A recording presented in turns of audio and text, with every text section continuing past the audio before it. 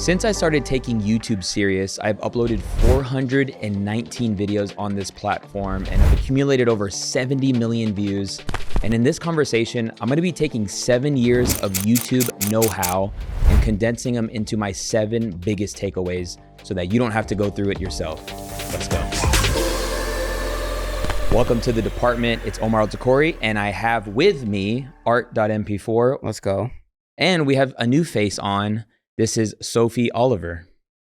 Hi, everyone. So we just brought on Sophie and she's been doing a really good job. Thank you so much for everything you've been doing. Okay. That's right. Mike just got jacked up. There's no wide angle. I know there's no wide angle. We got 3 angles going, but really excited to get into this. I do want to say some things just to give you context.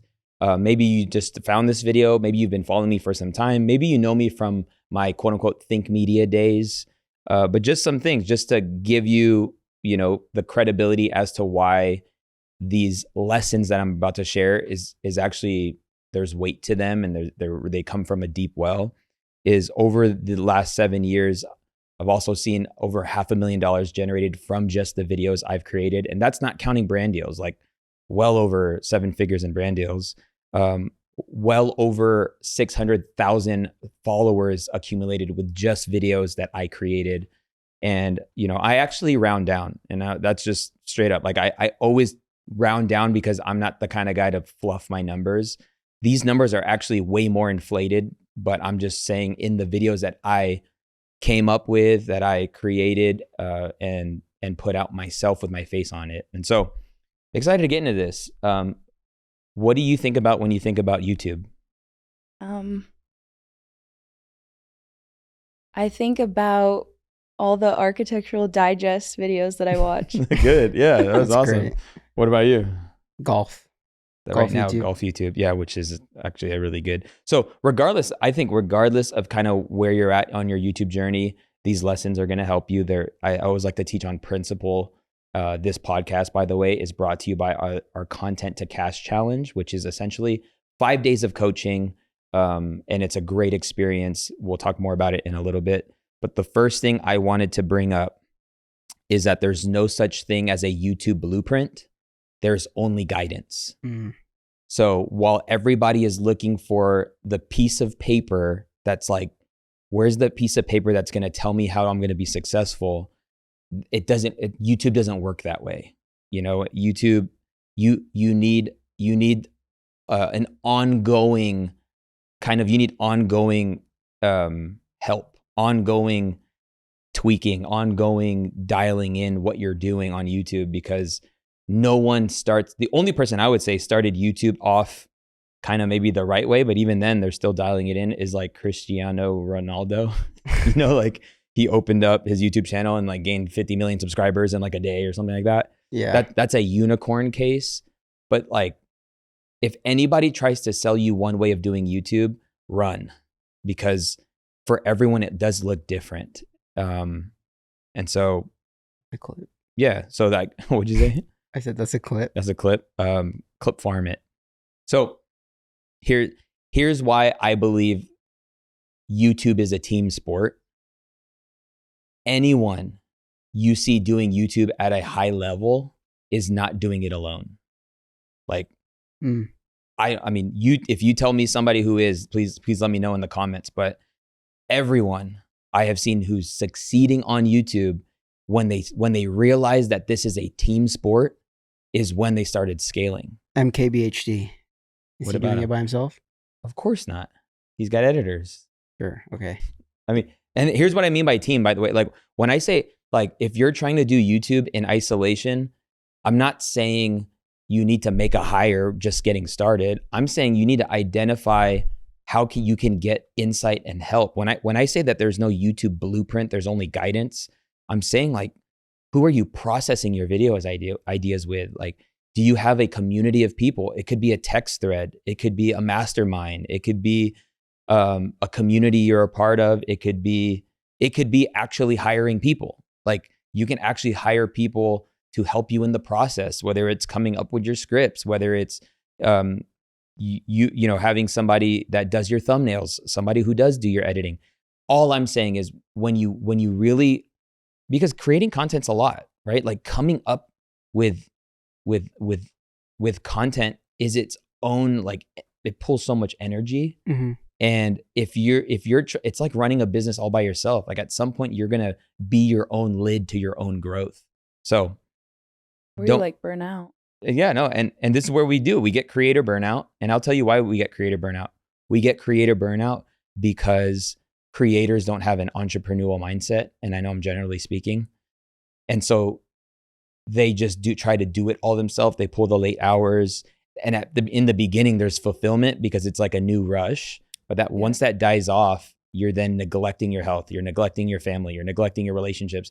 And then you're like, what did I just build? I build this beast that I have to keep feeding, and I have no one to take this load out. And honestly, as creatives, and I fall into this camp, you don't want to release, you don't want to like entrust somebody else with your creative process. And it's like, this is my creative process, this is my baby, and the reality is like, no, if you start looking at it like a business and start treating it like a business, it will reward you with the ability to last, play the long game.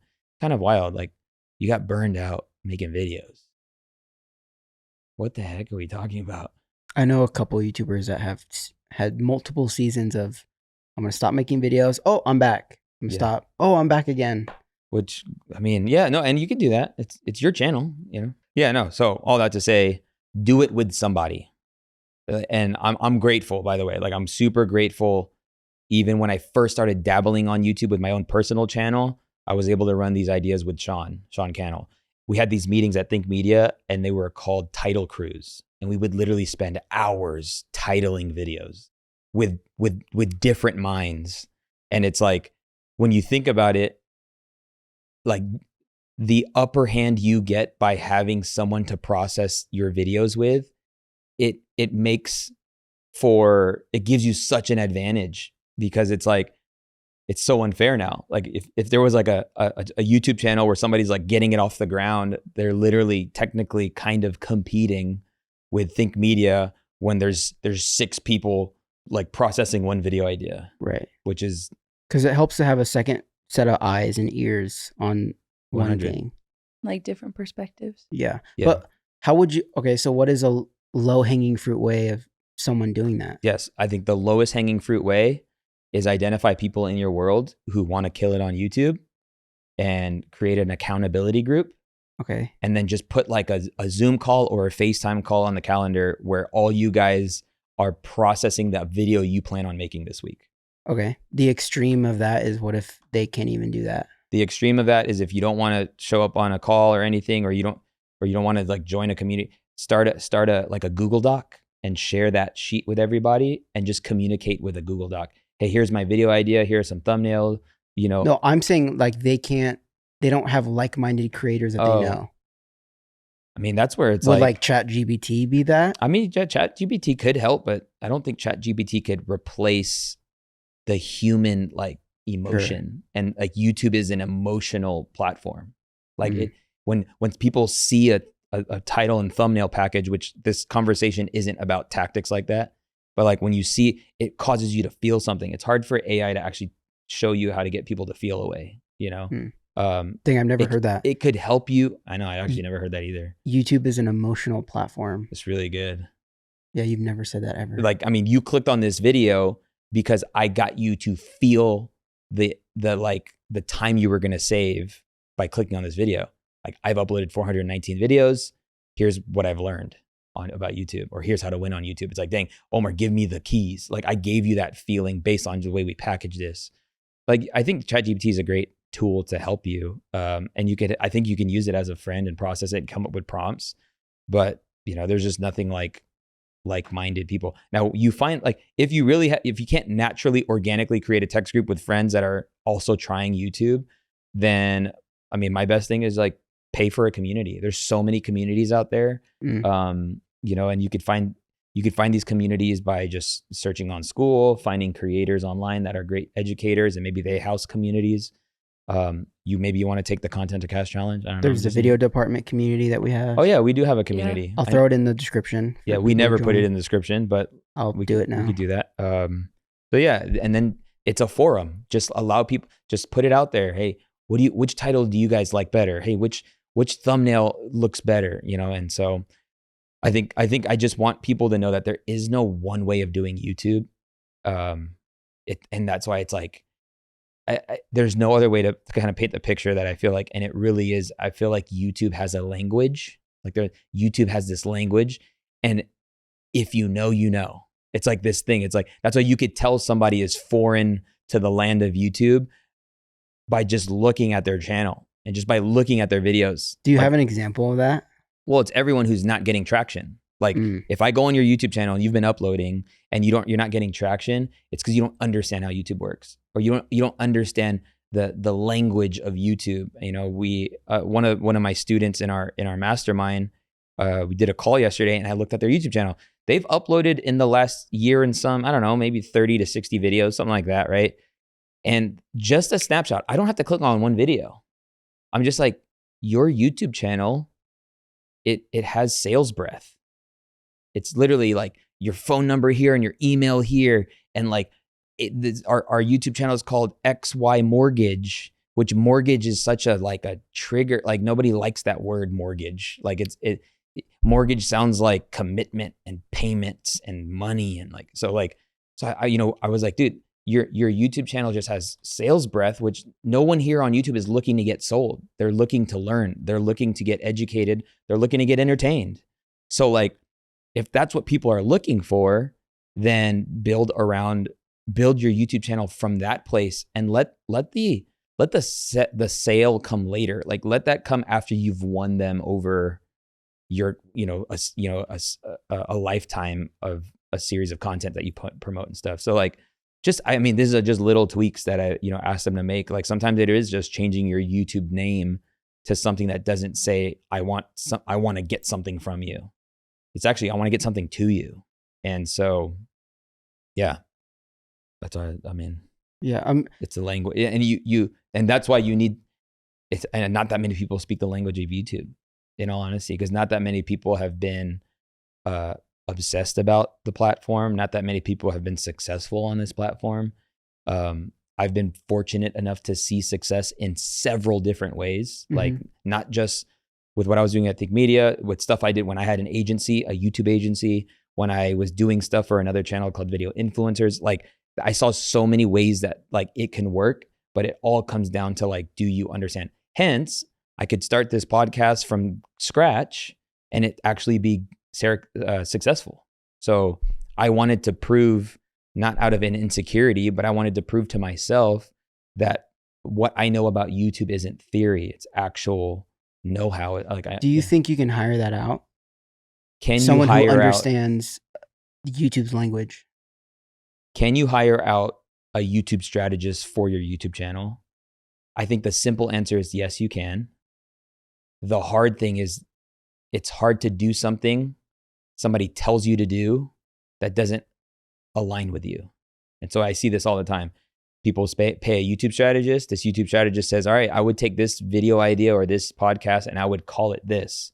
And it's like, are you humble enough to either do what this person is saying, or do you feel like you're faking it because they're just telling you something that they believe is just going to work, and you have to, and then you're just like a talent, Yeah, because someone who comes to mind, I don't know, maybe we'll bleep the name, but Neo Davis, someone that you help often with like the packaging of his podcast episodes.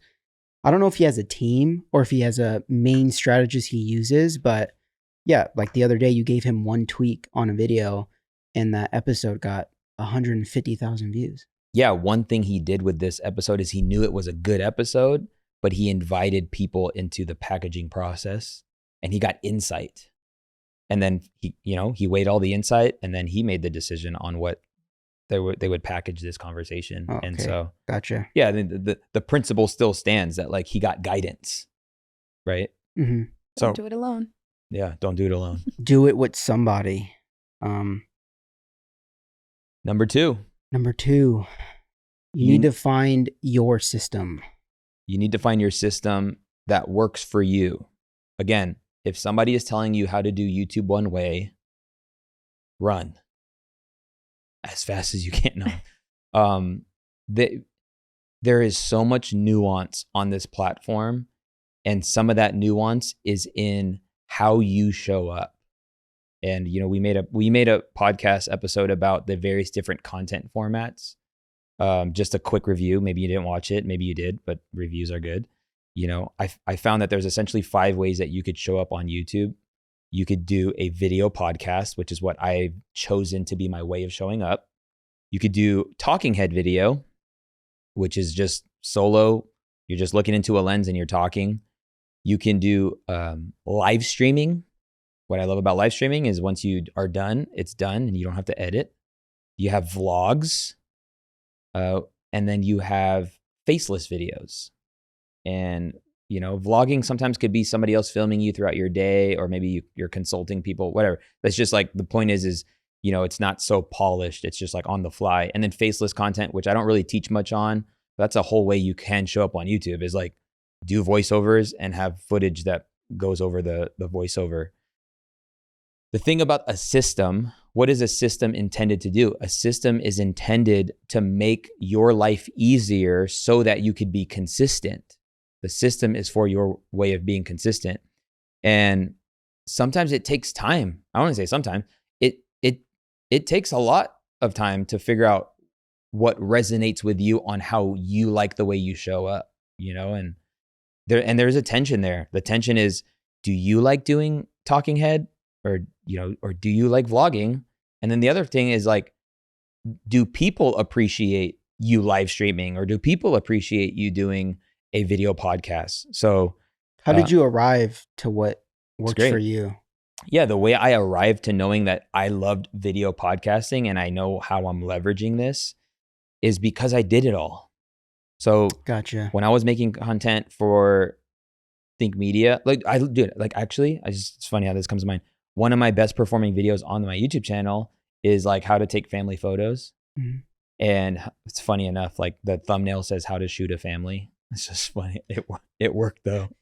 I didn't even know at the time when did that video get posted? Like 2017? 2017? Yeah. That title would not work now. No, it wouldn't. But it has hundreds of thousands of views. But what's funny is I actually, in the beginning of that video, I do talking head. And then I jump into the BTS where Amanda films me. And it's like vlog style. It's vlog style with a lav mic. So it kind of had the mixture of both. But that was like pre-Think Media days. And then Think Media days, the videos called for different formats. So if there was a camera release, or a camera got leaked, or maybe something, doing it like jumping live would make the most sense. Let's just talk about what we think about this new camera. Making a studio review or like breaking down a studio, that would make more sense doing more vlog style, because it's like, follow me as I do this, as I break down the studio. Right. There's been times where we did video podcasts where it's like, let's really unpack this whole idea of monetizing a YouTube channel. Like this requires a conversation. So like, let's do it in this format. When I made, camera reviews, I did talking head. So it's just like, I list out the video in my notes, and then I do a talking head, and then we get B-roll later and we put B-roll over. If you don't know what B-roll is, it's like supplemental footage that goes over what you're saying to cover what you're saying, but that's like talking head video. And I didn't really tap into faceless because it seems like it required a lot more work if we were making the footage yourself. But that's how I landed on my preferred method, which was video podcasting.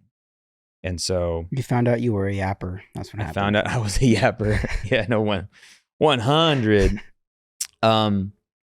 And the reason why you need your system, like you need is it a stationary setup that you put off in the corner of a room so that when you have your video planned out, like there are people who are batch recorders, meaning like you do good if you like block out a Saturday afternoon or a Saturday morning and you just shoot 8 videos, like talk to the camera, and then hire an editor, ship away that, send off that A-roll file and let them come back to you with an edit. But some people, I'm not like that. I'm not the kind to go, let's just go for a full day and shoot 4 podcasts. I'm just not. And that's okay. So the point is, you need a system that allows you to be consistent. And the reason is because here's like the most scariest, most maybe sometimes overwhelming idea and truest idea of YouTube is that you always have next upload. Like your next upload is coming whether you plan on it or not. Like, so if you romanticize the process of creating, or it's this whole thing, like if creating a YouTube video to you is this whole thing, that's how you know you need a system. Man, I just, and I mean, I think about like, there's probably, if you live in a pretty like metropolitic city, is that how Metropolitan? Yeah, if you live in a metropolitan city, is that how you would say it? Yeah. Okay.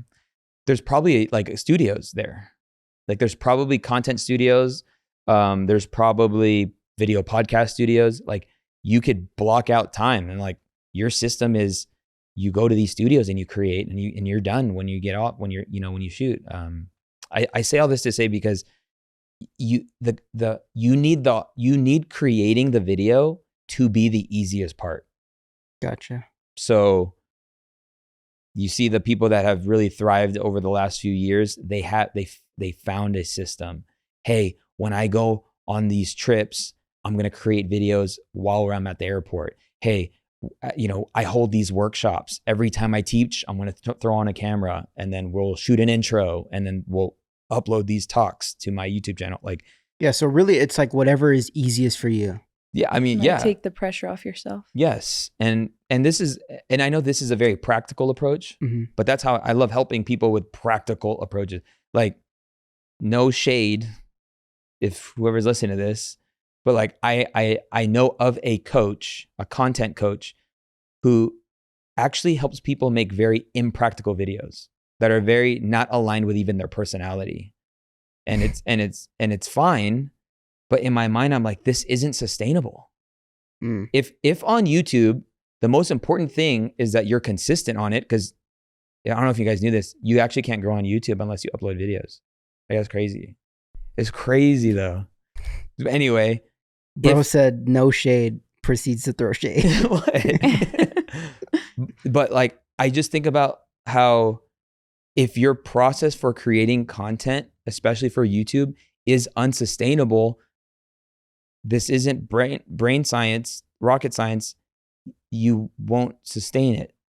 Like, It won't last. It won't last. Like, you will eventually give up, and then everything you work toward, you just ruined, right? So this is why I mean, like, find the system that works for you. Gotcha. And just, and the whole thing with like, there's always next upload. If the video does well, if the video does bad, it doesn't matter, because next week you're showing up again for another video. Like, that's why I don't sweat it, dude. Like, we've kind of been on a little slump. February was like a little slump. When it comes to the podcast drop? Yeah. Oh, like not performing well? Yeah. I mean, sure. It's just kind of like, like, I'm like, You got an 8 out of 10, 9 out of 10. I know for a fact, every upload, I mean, you guys, like, my commitment is that every time you click on a video that we put out, it's going to be so much, it's going to be so high in value. I'm not worried about how the performance is, because I know of the people that click on it, it's actually going to build more trust to know that the next time you click on another one, you're going to get more than something out of it. Like, even though it still stings. Even though when you see that 10 out of 10, you're like, all right. Hey, Department fam, wanted to take a brief break from this conversation. I hope you're enjoying it as much as I am. And the first thing I wanted to talk about is that, did you know that 75% of the people that watch this podcast on YouTube actually aren't subscribed, which is a high chance that you're not subscribed. So number one, I want to say thank you for listening or watching the podcast. And number two, if you can hit that subscribe button, that would be amazing. The second thing is, if you are an entrepreneur, content creator, or somebody looking to make money online, I want to encourage you to come to this online event called the Content to Cash Challenge. This is a special 5-day event that's going to give you access to the system I use in my business to make multiple 6 figures with my content. If you've been desiring to either get your business and brand more exposure, grow a YouTube channel, whatever it is when it comes to video, I would encourage you to jump into the Content to Cash Challenge. We'll be sure to post the link to the challenge down in the show notes or the description. And I want to encourage you to jump into the VIP experience. This will give you access to a 1-hour Q&A call every day of the challenge, This will guarantee myself to answer a personalized question you may have. So I'll see you on the Content to Cash Challenge. Now let's jump back into the conversation. That leads us into our next point, because someone finally finds their system. Say for this guy, it's I want to upload 6 videos a week. For this guy, it's I want to upload maybe 1 video a week. Yes. What is the best? Like, is that bad? Is 10 videos or is 5 videos a week bad, or is 1 video a week bad? Yeah. Lesson number 3 or takeaway number 3 is when it comes to YouTube, quality over quantity. So there is information out there. I even think Mr. B says it. Get to your 100th video as fast as you possibly can. Like, I actually think that's terrible advice. Why? Because if you're blindly lobbing up videos on YouTube, you're gonna waste your time. Yeah. But what if it's in the name of getting your reps in, as some people would say? Which is fine. I think that's fine. And I think everyone's different, right? But when that whole idea, like upload as fast as you can, upload your first 50 videos, upload your first 100 videos. I mean, a part of me is like, do that if you plan on being hyper intentional about improving. Okay. But I think the spirit that it's set in is like, usually the spirit is set in is like, don't even worry about the number. Don't worry about nothing. Just worry about uploading the videos. And it's like, I get it, but also it's not the best advice in the world. Like, I know what they're doing. They're saying like, you need to get over your cringiness. Like, get over the fact that you don't like the way you sound, the way you look, like all that stuff. And that does happen over time as you upload. But I would say, why don't you do your best to create a really good piece of content? And so when it comes to your question, 6 videos a week or 4 videos a month, I say 4 videos a month. I'm a fan of 1 video upload a week to YouTube, and do your best to make it your best, right? So, yeah. And when I say quality over quantity, I don't want people to That means Mr. Beast edits, right? No, that means content value is high. Like, and if you get really good at producing videos, uploading videos to YouTube that have high content value and minimal production value, when we're going back to the system, like, talk about a really cool system that you have dialed. Like, I just saw Myron Golden passed 1 million subscribers on YouTube. He has not changed his format in 3 years. 2 angles, live teaching, live streaming, 1 million subscribers. Why? Because he prioritizes the content value over the production value. Sure. Even this podcast, dude, like, I know, like, it looks amazing and it sounds amazing, but if you saw how lean and mean this setup is, like, you'd be blown away, because we're not using state-of-the-art equipment. We really aren't. My cameras are 2.5 years old. Like, we just keep it lean but I know I take the time to make sure that every time we put together a podcast, that there's a lot of value in it. So wait, back to the Myron piece. Yeah. Something that happened in his, YouTube journey of getting to 1 million subscribers was he went from 1 video a week to what, I think 4. And he cranked it up. Yeah. Yeah. So, like, I don't know. What do you say to that? Yeah. I mean, like, did that play into him growing more? I definitely think them uploading shorts, helped. And he's still Myron Golden, though. Like, he's still phenomenal and brilliant, and his content is amazing. So you make amazing content, you get amazing results. Like, it's kind of like that simple, but maybe it's not so simple for people, and I understand it, and that's okay. And I really am a fan of, especially when you get started, when we talk about like getting your upload out there, it'd be really good for you to do little to no edits. Like, just start your videos with a very clear hook and like get into it. Like, just go. And this is actually working really well on YouTube. Like, YouTube is promoting transparent and authentic content that isn't edited, little to no edited. People who are just turning on their smartphones in their cars, people who are just delivering very high content value in a very clean and digestible way. People who are going on walks with their phone. Legit. And crushing. Sophie, say something. Do you feel like people ever, or what would you say to the person that like gets bored with the thing that's working? Because I think sometimes like, because you say like quality, and so if you prioritize quality, and then you get kind of, it can almost become mundane. It's very true. So what would you say to that person? Like, That's how do really you good. keep prioritizing that quality even when it feels like, okay, this is just my routine now? Here's the funny thing. I'm going to answer this from a like entrepreneur, like leader, like life perspective.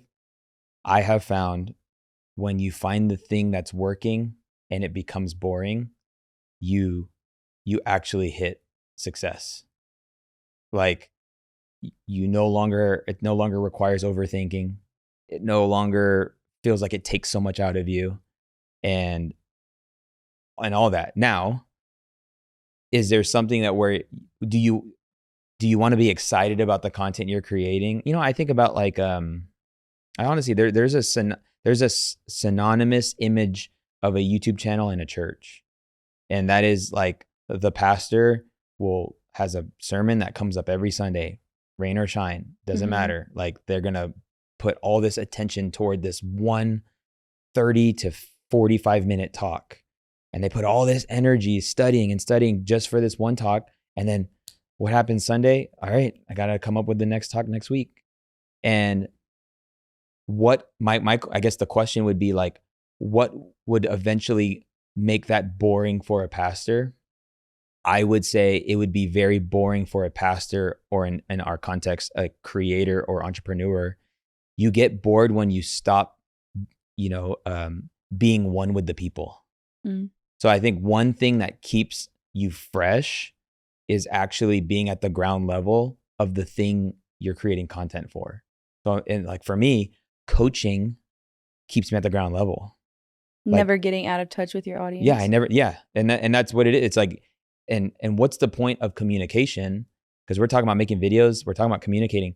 The goal of communication is connection, and it can get boring if you're no longer making it to connect with people. But every time we do this, I have you in mind. Like I have people who watch this in mind. Yeah. And I don't need everyone to say thank you all the time. And it's really cool when you guys say, hey, I appreciate this content. Hey, I listened to this. This is my third time listening to this or watching this. Like I look at every single comment, like straight up. And those fuel me. But more than that, it's being able to speak to the nuance of the ebbs and flows of what's going on these platforms, and then how that helps a person. Like I get so much excitement when a person takes what I do from a podcast and they implement it and like their life changes completely. I'm like, dude, that can't get boring, but success is usually found in the boring activity that you do over and over. Consistency is not sexy, but it's what works. It's what gets you your dream body. It's what gets you your dream life. It's what allows you to, like, the thing that we all want is hidden behind boring. And so I would say just don't lose touch with who you're trying to reach and connect with. And it should stay exciting. Yeah. It's good. Which is why, like, it kind of goes back to like, don't do it alone, right? Like that keeps it fun and fresh. When you have people that you get to do it with, you're not just doing it alone. Great question. So yeah, quality over quantity, 419 videos. Just do your best to make the best video that you can. Number 4, this might not hit for some, and I'm sorry if it doesn't, but these are my takeaways, is become an educator. Like one of the easiest ways to win on YouTube is to be an educator. Become a teacher. Now, how do you become a really good teacher? You know the answer? Become a really great student. Exactly. I was gonna say it, but you made me were like doubt sweating, bro. No, you made me doubt myself. Bro, with that you look on doubted your yourself, face. bro. How you gonna give me the credit for making you doubt yourself, dude? This is what people do. This is what crazy people do. They make you doubt yourself. You know what in my head I said is, you said become an educator, and I was like, maybe this doesn't apply for everyone. Like, It doesn't. say if I wanted to start a golf YouTube channel, this doesn't apply to me if I just want to golf on YouTube. But then I realized it does, because even in something like golf, you can educate in a way. Yeah, and I'm just talking about like one of the most practical ways to get discovered and grow on YouTube is to make valuable content that is honestly search-based or is helping people in some way, shape, or form. So I know there you can create entertaining videos. Mm-hmm. You know when we say vlogs, you can go shopping. But even if you're like a fashionista and you like go shopping, you can educate on like getting a deal at a thrift store, or like, and like when I honestly, there's this mom that's been popping up on my YouTube home feed, and she goes to garage sales and thrift stores, and then she talks about why she buys what she buys, and then how much she sells it for, and then how much it sells for. Like I'm learning watching her content. Yeah, even though she's just vlogging what she's doing. Education packaged in an entertainment box. It's edutainment. Edutainment. Yeah. So, but I say this because that's how I got started. Like, these videos that got hundreds and hundreds, and even some that got millions of views, all I was doing was just helping people make a decision. All I was doing was helping people learn how to do a thing. And that for somebody who's been doing what they've been doing for a very long time wasn't that hard. Like, I mean, like in all honesty, the 70 million views, like I didn't sweat over those views. It was just, what are people struggling with? Let me make content that's just going to break that struggle. And one of the best things you can do with your YouTube videos, or it's just like it's a frame of mind, because I hope you know that like it is an honor for somebody, and it's humbling for somebody to click on your video and then consume you. Like it's a humbling honor that you would give me your attention even at this point. Like if you're still watching this, I'm humbled, because like that's a long time that you're just locked in, and it's amazing, right? Yeah. Now, it is my job as the creator to do my best at condensing time with you. That like and I love my friend Nolan Molt would say, you should be trading people their attention and giving them back more time. Like just think about it. Like how many video ideas can you create, or just videos can you create where you're like, it took me this many years to figure this out, or I read 5 books on personal finance. Here's the 5 takeaways. Like anytime like somebody makes it, I'd use that principle with this episode. 7 years of lessons in an hour. Yes. But that like I didn't realize that's what I was doing when I said, here's how to set up your Sony FX30, or here's how you set up a Sony A7 IV. Like very, very practical videos. Like I think how to start a podcast. I'm just going to look real quick. How to start a podcast, straight up, this one has 646,000 views. Jeez. This one has I think 1 million views. How to start a podcast. Dude, like my studio tour, 224,000 views. 991,000 views. How to create a podcast for beginners. Like it doesn't get as more practical than that. Now, I feel like this is a very seasonal approach. Like if you're just starting out, just get super practical. Like don't overthink this. Like just show people how to do things, or give away things you've learned over a course of time, or from all your, your discovery. Like what's something you enjoy doing? Me? Yeah. Something you just like doing that, like, I don't know, that most people don't like doing. I really like interior design. No way. Yeah. Okay. I was going to say antiquing. Antiquing. Or no. Was that like a side thing? No, okay, that's cool too. So, yeah, you like interior design more than just the average person. I'd say, yeah. Yes. Like I think about it when I walk into a place, or like a store or something. So like maybe for you, because it's like an interest, maybe you would, I mean, I'm not labeling you, but many people who have an interest, they still have like imposter syndrome. If somebody like me is telling them like, dude, start making interior design videos, you're gonna be like, dude, I just like home goods. I just like show. But like, could you make content going into home goods and why you like something? Yeah. You'd be able to break that down.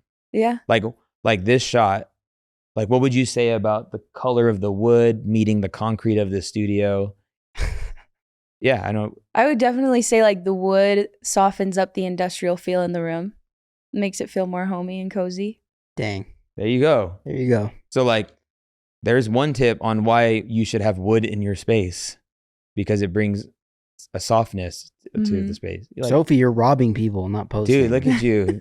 And then I know you're a husband, which is weird to say, like you're a husband, because I've known Sophie for a very long time. I've also known Art for a very long time. Yeah. But like, fun fact, that's Amanda's sister. That's your wife's sister, younger sister. now everybody's just gonna Google. No, I'm just kidding. But Caden, your husband, got into like bikes this last year. Yeah, Harley Davidson. Like, could Caden start a YouTube channel on his bike? Easy. Yeah. Like, this is the stuff I'm talking about. He just bought a new muffler for his bike. Yeah. And installed it himself. Could teach people like, do this in your garage. Yes. So are you saying people just need to talk about what comes easy to them? I do like helping people like go that route. Most people feel like because it comes easy to me, it's not important. It's not important, or nobody's gonna care, or like, you know, my friend is even putting together like an online program, and he wanted to do this whole thing, and he's like talking about this thing and creating modules, and I'm like, bro, would you have to get ready in the morning, hop on a Zoom call if you were helping people grow their real estate business? He's like, no. I was like, then why don't you make a program around helping real estate agents scale to $100,000 a year? Mm-hmm. I mean, that's just easy. And here's why. We are hardaholics. People feel like in order for them to do something significant, it must feel hard. When like, we like overcomplicate it. We love overcomplicating. We love overthinking. We love overwhelming. All the over. Someone's and it's getting like freed right now. And it's like, just make the video you know to make. Like, my biggest thing is like, I'm never looking for people that I help to create content or make videos around something they don't know. But like, and you probably could sense like, dang, Omar must know this stuff. Like, I'm so sorry to like actually put myself on blast right now. Everything we're talking about, guys, we planned 15 minutes before we hit record. I'm so sorry that I'm like making, like, and I'm not making this up. Like, I've been thinking about making this podcast for a while, but this is where like I lean into what's easy. Right. What, Omar, if you're mad at the fact that this was easy for me, you're insecure. Sorry. No, this is actually a crazy thought that people think it needs to be, difficult for it to be significant, when there's people like David Goggins who believes with his soul that if it's not hard, if you're not putting yourself through something hard, then like, what are you doing with your life? So that's like it's like such a contrast. It is a contract. It is a contrast. Now, here's my premise on that. It's already challenging. It's already intimidating as is. So I understand that the process of creating content, especially when you start out, is intimidating. It's like somebody said, it's like when I see the red light of doom, it's over. Yeah, it's already difficult. So like it is, I already know it's already hard. Why make it harder? That's my thing. Yeah. So it's like, I mean, dude, David Goggins, like anyone will get famous for talking with conviction. You could like say what you say, and if you sound like you believe what you say, then you're going to be successful. That, and you cuss with it a little bit. Yeah, throwing some cuss words in there. Or a lot of it. Yeah. And people were like, yeah, dude, I need to be beat up. This is why I follow David Goggins. Dude, people are weird, dude. Bro ties himself up and jumps in water. Freaking Houdini, bro. Hey, question for you. Are you somebody who is looking to start creating content, or maybe you currently create content, but all the gear and the tech just overwhelms you? If so, I wanted to let you know about our sponsor for this podcast, Ulanzi.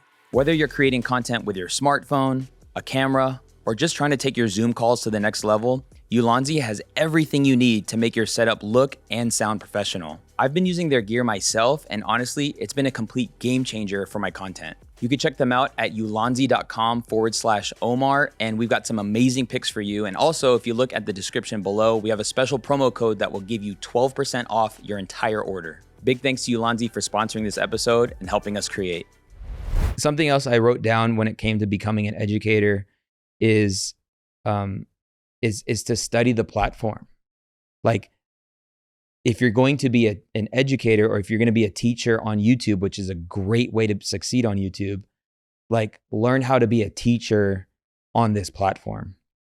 And like, I mean, I just think like the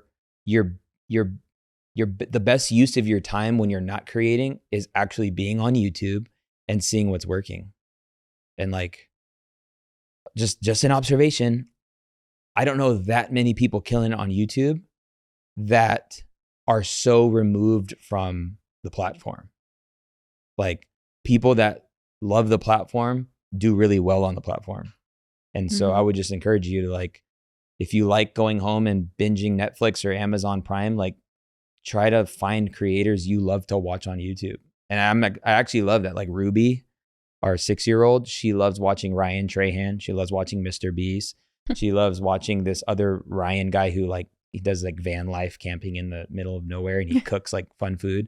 And like, she's being entertained by honestly regular people who have high personality, big personalities, but like, it's not even like, cause even Mr. Beast, like, it's not like watching television, And when I remember growing up and watching like all that stuff on Nickelodeon, it was very high production studios and all that stuff. And it's like, nah, she's just watching people turn on cameras and like have challenges and, test things. And she likes it. But I say all that to say, just be a student, look at your history, ask yourself, why did you click on that video? What drew you in about that title? Like, I love screenshotting, YouTube videos that I find, because like sometimes it also shows like where YouTube's going. And right now I see YouTube going in a way where, it's like this whole like, giving back time. This guy, he had a video that said, give me 6 minutes and I'll change how you speak on YouTube. Love it. And then this other guy, give me 9 minutes and I'll improve your storytelling skills by 176%. Like, these titles and thumbnails, they've been catching my eye. These 5 Bible verses made me a millionaire. Pretty cool. Yeah, I'm just saying, like, I take pictures of YouTube videos, even though I don't watch them. If I like the packaging, I'll take a picture. And then it's kind of like, it's so funny. It's kind of like if I had like a group where I sharing like what stocks are working. I guess that's what they do. Yeah. But I do that for our group. It's like, hey guys, you might want to try out a video like this if you need an idea. So anyway, become an educator, and you'll make your life easier on YouTube. And just share what you know. Talk about what it is you know. There was I was brought in to speak to a group of people that paid $1 million to be in the room. And one of the guys that were in the room, they own their own school. Like, they were like, yeah, we have our own legit, like, I think it was like their own elementary private school. Oh, wow. And they're like, we just don't know like how to have a presence online. This is like new stuff. And I was like, I'm looking on like YouTube. I'm like, there's this guy that's been showing up on my feed who's teaching kids how to read. Like, things that I didn't even know as a parent. Like, we should have been teaching Ruby sounds, not letters. Like it's not A is not A. That's ah and be and se and de. Like, and then that's how you get a kid to like piece together words more than A, B, C, D, E, F, G, H, I. And I went on his YouTube channel. Bro has like hundreds and hundreds of thousands of subscribers. I'm like, would this not be the content your school, not college, your elementary school should have? Yeah. And he was like, I didn't even think of it that way. It's like crazy. Like, they were educators and they didn't think that they could just educate on YouTube. Right. But anyway. Yeah. All right. The next one. This one's going to hurt some of you guys. There are no hacks or shortcuts. there are no hacks or shortcuts to YouTube success.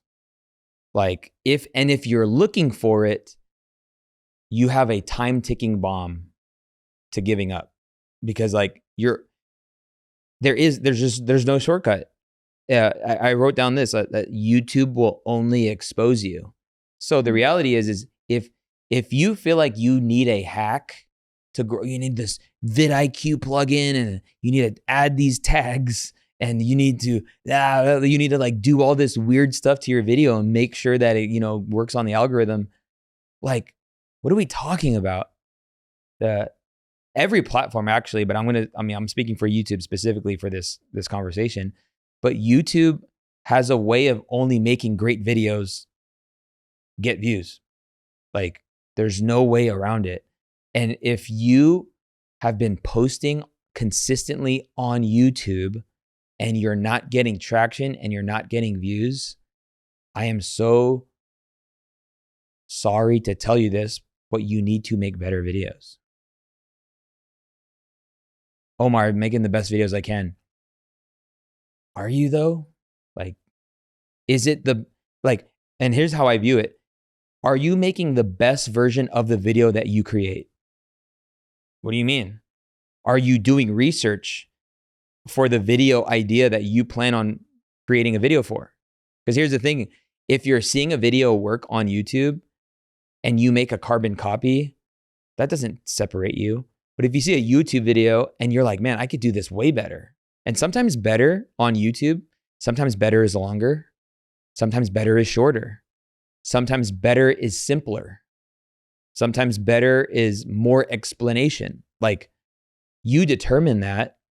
But my thing is like, we need to stop it with like the YouTube doesn't like me, or like, I'm being shadow banned. Like, that's not a real thing. Like, this is why I could look at a snapshot of your YouTube channel and show that you don't even know what you're doing. Like, you're not speaking the language. Your thumbnails are like just garbage. Like, and really there's no hack. The only way to win on YouTube is to truly be the person that's worth winning on YouTube. I have a friend, her name's Macy. She's actually one of the sales girls. We released a podcast episode, I could say the one before this one, with them. And she told me a couple months ago, like, Omar, YouTube is going to be our number one goal in business next year. So she puts it on the top of her journal every day, or her schedule. It says, I am a YouTuber. And she's very into, like, you need to absorb the identity if you want to succeed at the thing, like, somebody who cares about you go from not caring about your fitness to like, no, I am a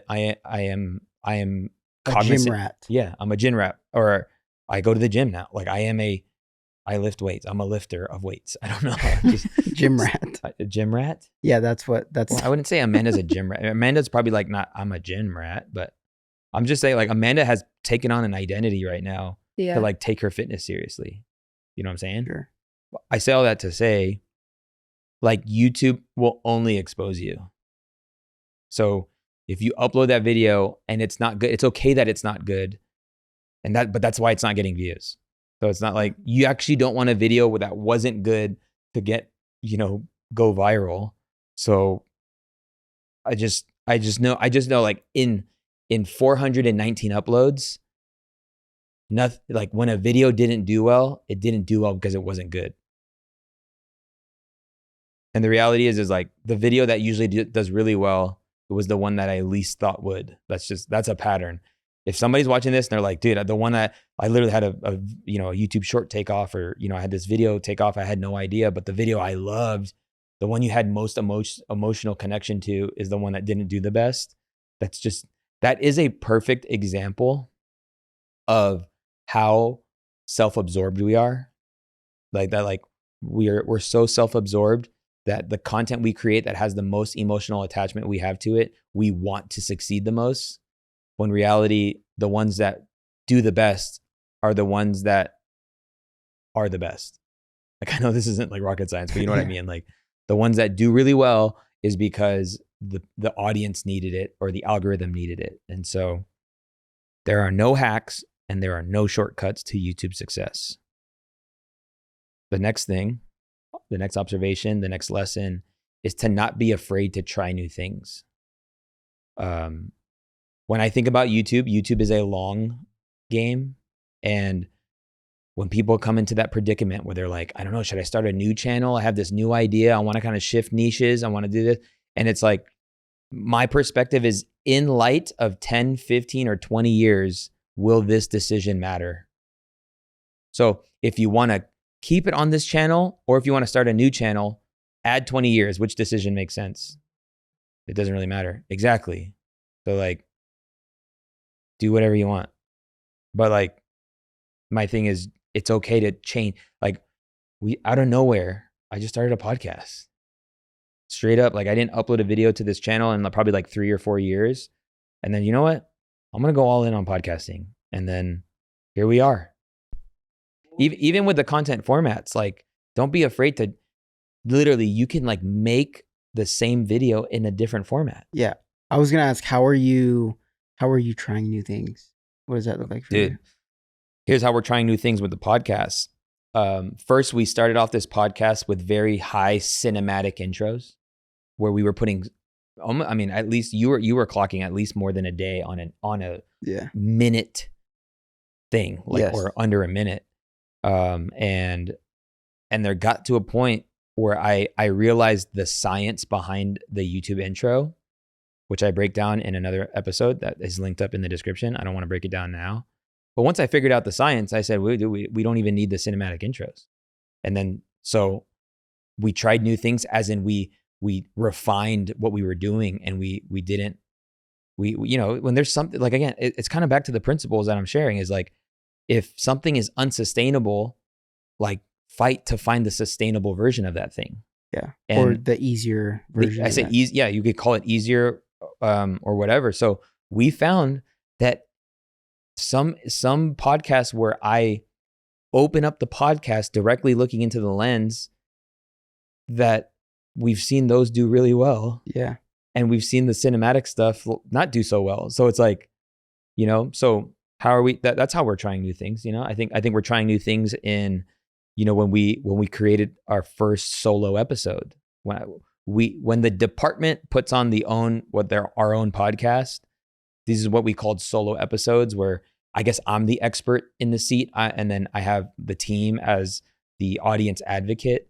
But when I have an expert on the podcast, I'm the audience advocate, and my curiosities for the audience, for you, is why you actually enjoy even when we have guests on. But I've been told that people like these versions over the ones with the expert. So when they see the thumbnail with just me in the thumbnail, that they click on it because they're like, I like the vibe that you guys have, right? And it's a dynamic.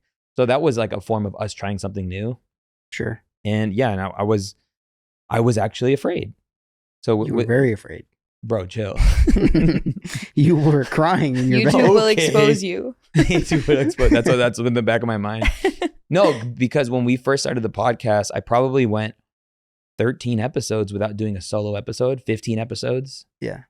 And when we ran out of guests interviews, I was like, shoot, what do I do? I was like, let's just do an episode where it's just us. And it absolutely crushed. Like, I think that video, come to think about it, that was very strategic in both having the challenge come after that. And then I had a workshop after that. And when I asked people who attended at the time was a $5,000 2-day workshop. Mm-hmm. When there was a few people that came, I was like, how did you find me? And they're like, you had a podcast show up on my feed. It was like Content Game Plan 2024. Yep.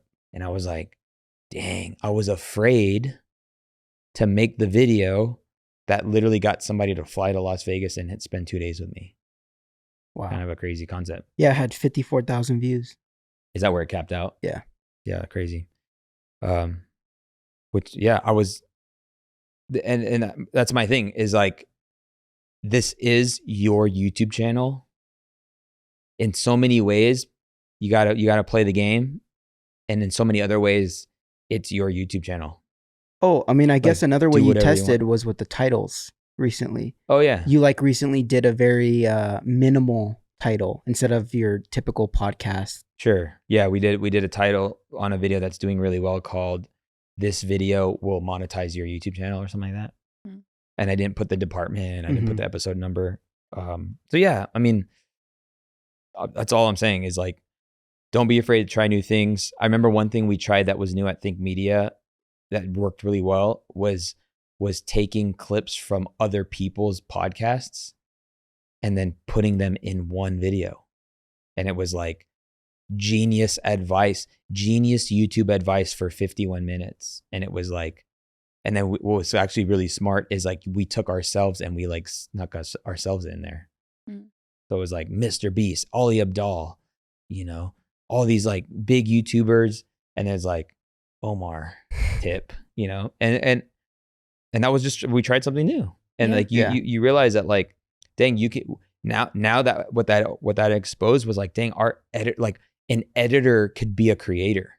Yes, you know what I'm saying? Like an editor who doesn't need to show up on a camera can go and do the research and find the content and then consolidate and create a YouTube upload. This kind of speaks to the faceless part. Essentially, that is a faceless. It could be faceless and voiceless, honestly. Yeah, literally just an editor. Which, dude, I'm trying to do that, bro. What are we doing? We have like 64 episodes now, 65 episodes. Yeah, because I remember before the year started, I wanted to put together like a 3-hour video of like personal branding advice for 2025. And there's just so much. We have so much on this channel. Like at this point, we can have the greatest YouTube channel when it comes to building your personal brand, or we can have the greatest YouTube video. Yes. When it comes to building your personal brand. Hey, if you're watching this, you're a fan of this podcast and you're, DM Art and say, hey, I'd like to help with that. I'm also excited that Sophie's going to write a book for me. You know how you're going to do it? You're going to take you're going to take some of these podcasts and then write a book with AI and then just refine it. Don't buy the book. What? No, just kidding. Good. And then the last thing.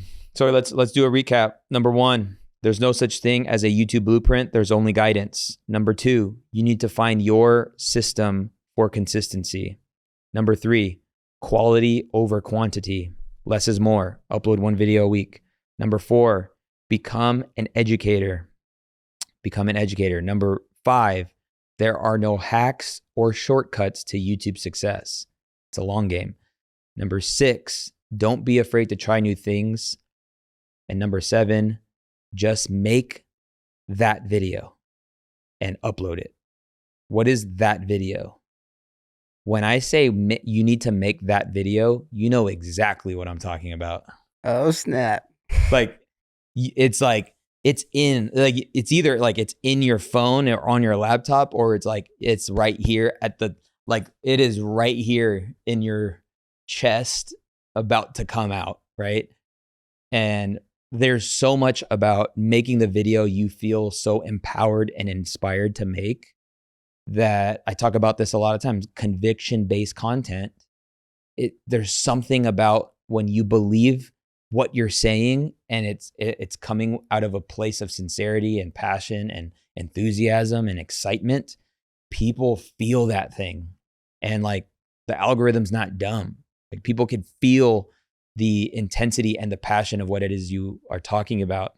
So when I say make that video or upload that video, just do it. Like I mentioned it earlier before, but it is so funny how the best performing videos on YouTube are the ones that you are least likely to expect it.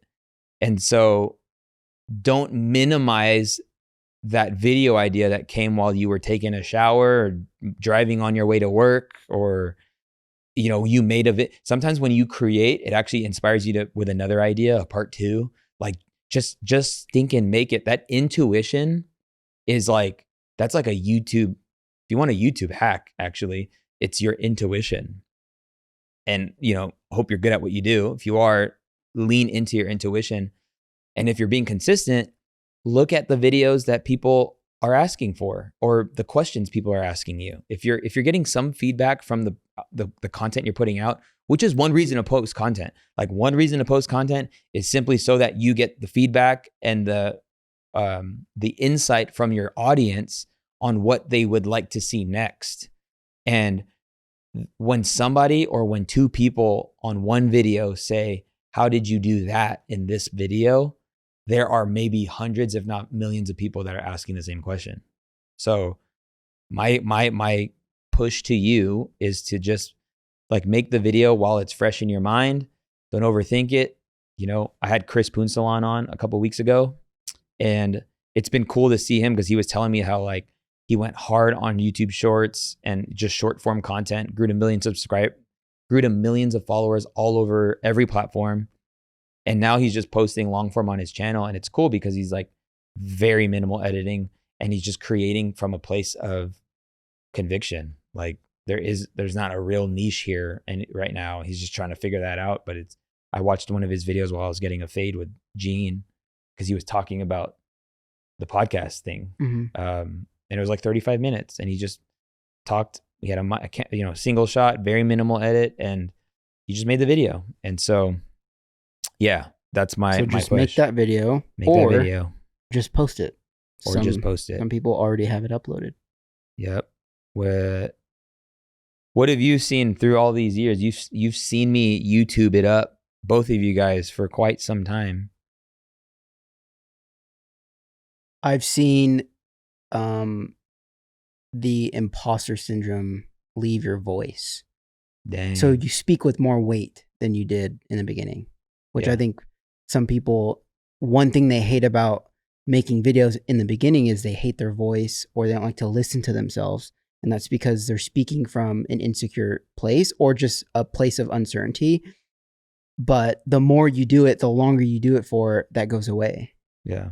So and then you were saying like on episode 1, you were like, oh yeah, you had that. Yeah. And when I asked you, Sophie, say something, you were like, but yeah, we're just breakthroughs. How did it feel to do your first podcast? It felt a lot less scary than I thought. Cool. That is exactly email headline where people are at.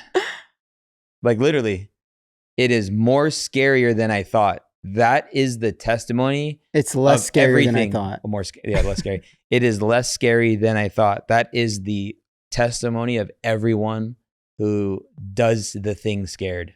Yeah. And so if you can't get rid of the fear, do it scared.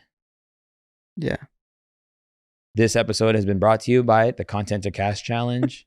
Just to give you a little breakdown on what this looks like.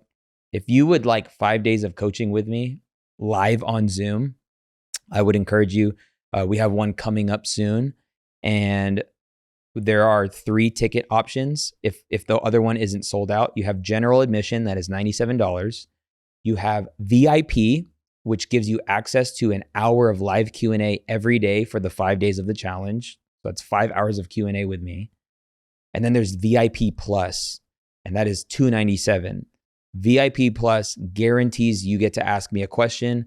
And this isn't just rapid fire question back and forth. This is like, I mean, sometimes it could be a 20, 30-minute answer. Like it just depends on the question. Tailor-made. Yeah, this is like a tailor-made experience. And we actually had to add this third option recently because before we didn't have it. And, we had an influx of questions. So, when you check out, if you want to be VIP, you'll see that on your way out when you check out. And then if you want to be VIP Plus, if it's still available, it'll give you that option toward the end. The link is in the description, and would love to know in the comments below, where are your biggest pain points in the creation journey? Maybe it's online business, maybe it's entrepreneurship. Pretty excited about some of the episodes that are coming up. We have a lot of heat in the can, as I like to say. Yes, we have a lot. To include, what is this, part 4 with Omar and Myron? Something so like that. that's coming up soon. I'm pretty excited about that. Otherwise, I hope we could see you in the Content to Cash Challenge. Thank you guys for being on. Sophie, welcome to the department. We finally have somebody that doesn't look like me. Oh my gosh. Because Art looks like me without a beard. So the people love you already. No, yeah, dude. We're trying to be representative. We want to be good representatives of heaven. And I believe heaven is multicultural, not multi-ethnic. Thank you for watching the podcast, guys. And we'll see ya. YouTube it up. Let's go.